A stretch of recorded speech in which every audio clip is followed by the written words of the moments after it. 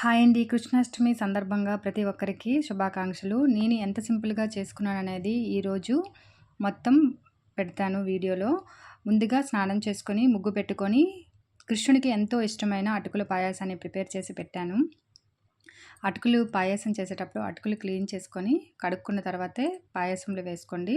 అందరికీ తెలిసిందే, తెలియని వాళ్ళ కోసం చెప్తున్నాను. చాలా సింపుల్‌గా చేసుకోవచ్చు ఈ నైవేద్యాన్నయితే. కృష్ణుడిని పూజించలేరు చాలామంది. ఎందుకంటే పెద్ద విగ్రహాలు ఉంటాయి కాబట్టి నైవేద్యం కూడా పెద్దగా పెట్టాలని అంటారు పెద్దలు. కృష్ణుని ఎలా ఆరాధించాలో కూడా తెలియదు. నాకు తోచింది నేను సింపుల్‌గా షోకేస్‌లో ఉన్న విగ్రహానికి పూజించాను.